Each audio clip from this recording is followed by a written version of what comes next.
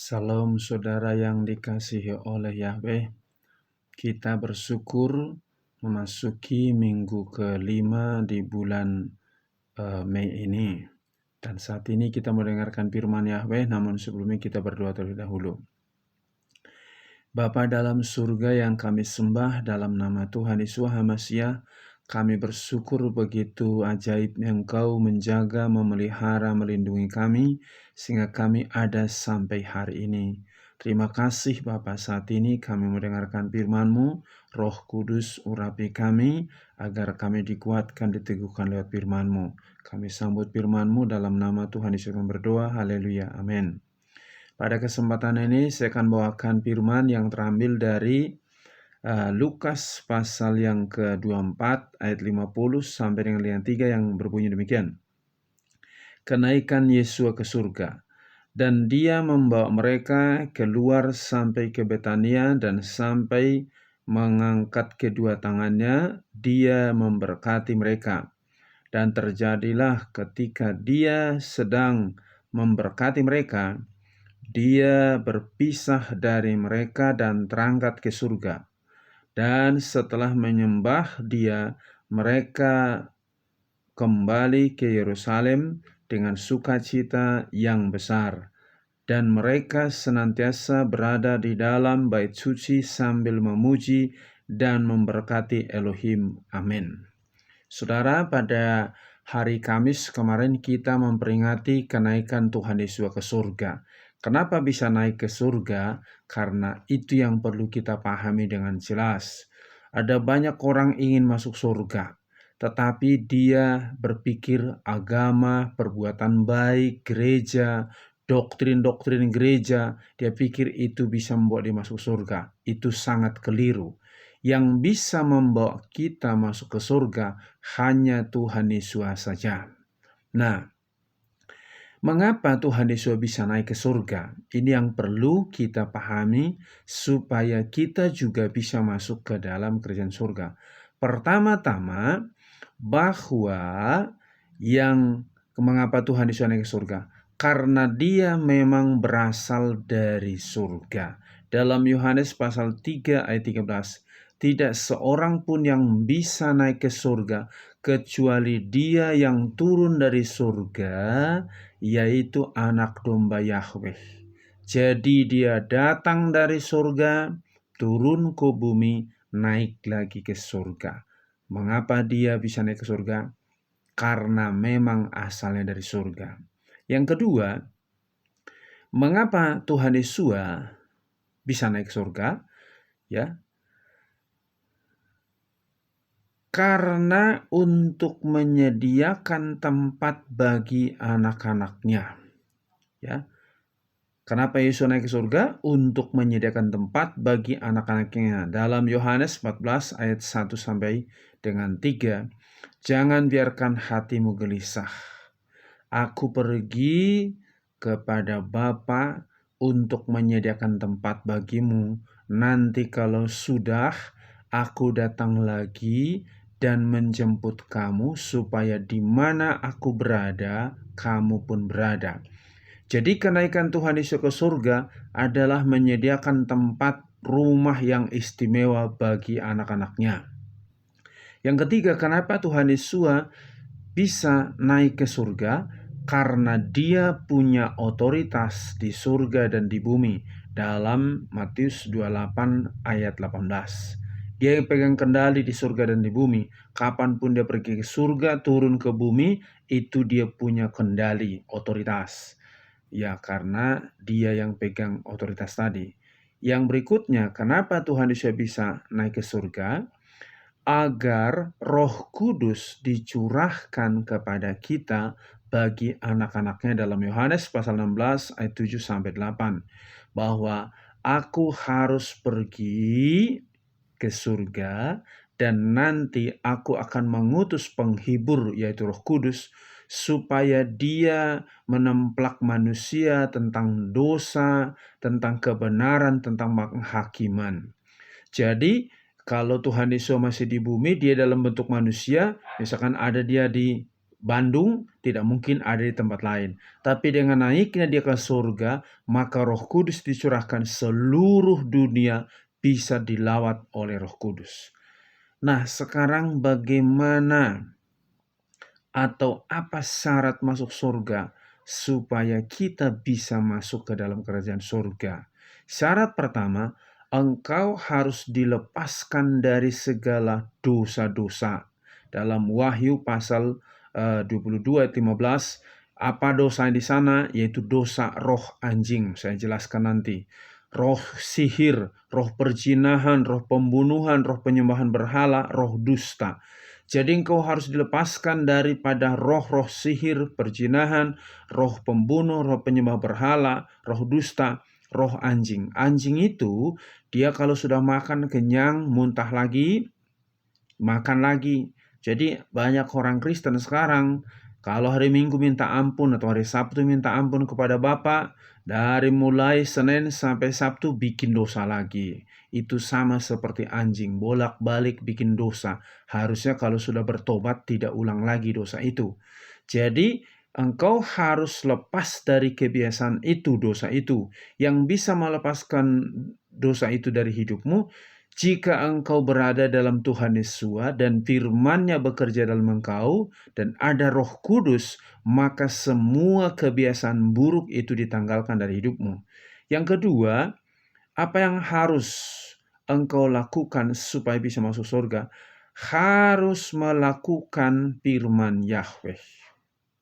Sekali lagi, harus melakukan firman Yahweh.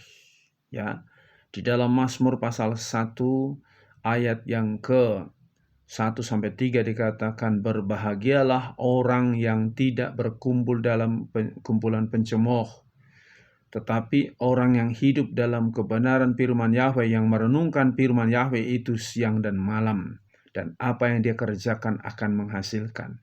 Di dalam Yohanes 17 dikatakan ayat 17, kuduskanlah mereka dalam kebenaran, firman-Mu adalah kebenaran. Jadi supaya engkau masuk surga, harus hidup dalam firman. Supaya engkau bisa melakukan firman, bacalah firman itu tiap hari, renungkan dan lakukan. Karena kita di dunia ini hanya sementara, maka lakukanlah firman itu.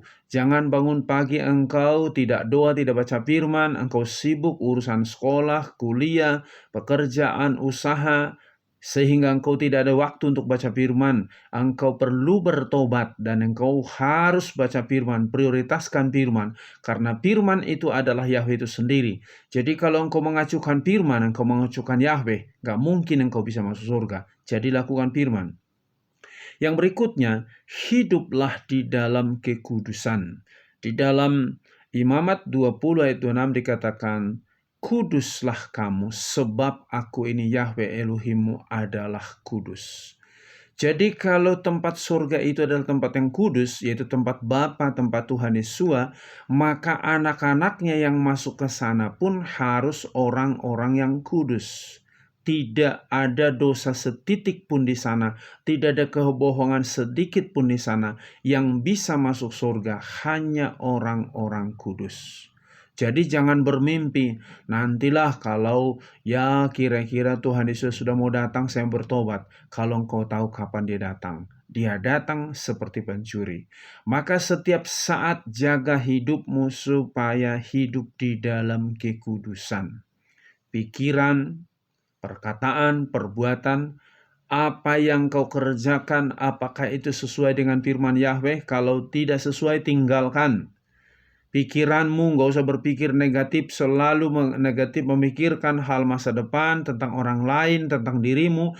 Pikirkan yang positif, sekalipun yang datang tidak menyenangkan, pikirkan yang positif. Rencana Yahweh indah bagiku, sehingga tetap hidup kudus engkau. Yang berikutnya apa yang harus kita lakukan, yaitu harus mengasihi sesama kita dan mengasihi Yahweh itu.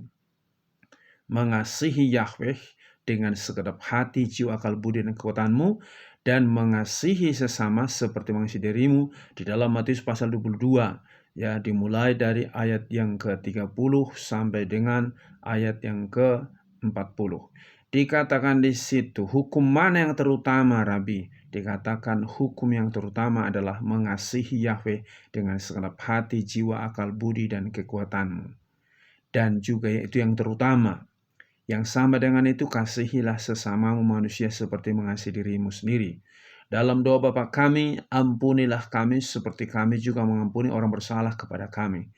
Jadi kalau engkau ingin masuk surga, kasihi Yahweh itu dengan segenap hatimu, dengan segenap kekuatanmu, dengan segenap pikiranmu. Kasihi sesamamu, ampuni siapapun yang melakukan kecurangan, kejahatan kepadamu, ampuni. Seperti Stefanus di dalam Kisah Rasul pasal 7 ayat 59 sampai 60, bagaimana waktu dia dirajam karena memberitakan firman Yahweh, yaitu memberitakan Injil, maka dia berdoa, Bapa, jangan tanggungkan dosa ini kepada mereka. Dia mengampuni orang-orang yang melempari dia. Jadi siapapun yang menyakiti dirimu, siapapun yang mengecewakan engkau, ampuni. Berapa kali kita mengampuni? Hanya 70 kali 7. Yaitu 490 kali. Sementara 1 tahun saja cuma 365 hari. Jadi lebih banyak jumlah pengampunan daripada jumlah hari dalam setahun. Camkan itu baik-baik. Kalau engkau ingin masuk surga, engkau ampuni orang lain. Engkau mengasihi Yahweh itu. Sehingga kapanpun Tuhan Yesus datang menjemput engkau, engkau pasti masuk surga. Yang berikutnya apa yang harus kita lakukan? Maka kita harus hidup di dalam, yaitu berdamai dengan semua orang. Ya, kita berdamai dengan semua orang, yaitu dalam Ibrani pasal 12-14, kejarlah perdamaian dengan semua orang. Apapun kekayaanmu, apapun pengetahuanmu, jika engkau tidak bisa berdamai dengan orang lain, engkau tidak mungkin masuk surga. Maka ketika Tuhan Yesus naik ke surga, dia berkata tadi dalam Yohanes pasal 14 ayat 1-3, Aku pergi ke surga untuk sediakan tempat bagimu. Kalau ditanya, kalau misalkan malam hari nanti, atau besok, atau minggu depan, Tuhan Yesus datang menjemput kamu, apakah engkau sudah siap? Apakah engkau ikuti, sudah memenuhi syarat-syarat tadi? Orang mau masuk sekolah saja ada syaratnya. Mau mengelamar kerja ada syaratnya. Kalau engkau bisa memenuhi syarat masuk sekolah, syarat kerja engkau bisa penuhi, kenapa engkau tidak penuhi untuk syarat masuk surga? Jadi belum terlambat.